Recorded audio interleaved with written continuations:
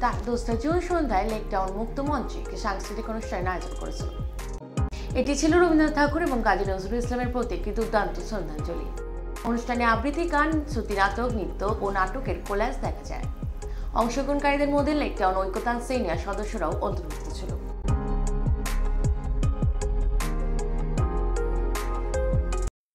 অসীম Ranjan Das, lake town ঐক্যতানের president Asim দাসকে পেয়ে গেছি। স্যার, আজকে প্রোগ্রামটা সম্বন্ধে যদি বলেন। আজকে আমরা রবীন্দ্রনাথ এবং নজরুল এই দুই মহাকবিকে শ্রদ্ধা নিবেদন করছি এবং তার গান, কবিতা এবং একটা ছোট নাটকের রবীন্দ্রনাথ তো বহু গুণে মহিমান্বিত ছিলেন। নাটকটা আমরা খুব বেশি করতাম, কিন্তু তিনি একজন বিখ্যাত এবং খুব শক্তিশালী নাট্যকার ছিলেন।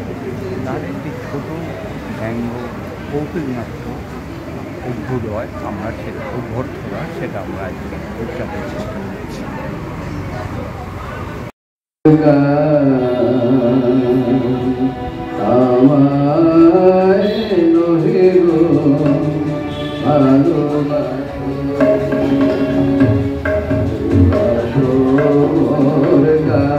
প্রেসিডেন্ট অসীম দাস।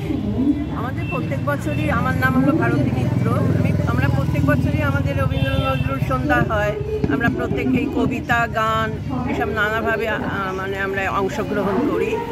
এবারে বিশেষভাবে আমাদের হচ্ছে যে আমরা নাটক করছি রবীন্দ্রনাথ ঠাকুরের নতুন উদ্যমে। আমরা এখানে বেশিরভাগ সব সিনিয়র সিটিজেন, 60 বছরের নিচে মেম্বার খুব কম, সব রিটায়ার মানুষ এখানে সমস্ত অংশগ্রহণ করেছে। আর আমাদের সব কিছুই হয়, সারা বছর ধরে নানা রকম অনুষ্ঠান হয়। রমণী কাঁপিয়া উঠিল তারাশে, প্রলয় শঙ্খ বাজিল বাতাসে, আকাশে বজ্র ঘোর পরিহাসে, হাসিল অর্থ।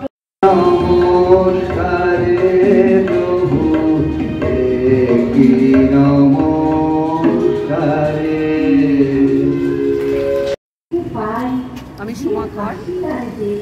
আমাদের এই ঐক্যতানের রবীন্দ্র নজরুল জয়ন্তী প্রত্যেক বছরই আমাদের এটা অনুষ্ঠিত হয়ে থাকে এবং আমরা চেষ্টা করি সবাই নিজেদের মতো করে রবি ঠাকুরকে শ্রদ্ধাঞ্জলি জানাতে এবং কাজী নজরুলকে শ্রদ্ধাঞ্জলি জানানোর জন্য। তার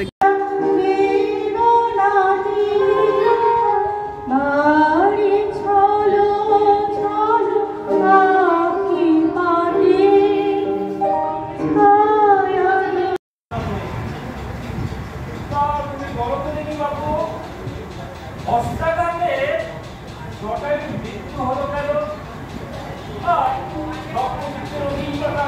মৃত্যু হলো না কেন? নীলরতন অতনু চ্যাটার্জি, জমিদার রণতোষ বিশ্বাস। সমগ্র অনুষ্ঠানটি পরিচালনায় আছে আমাদের চতুর্ভুজের নাম সবচেয়ে আগে বলেছি।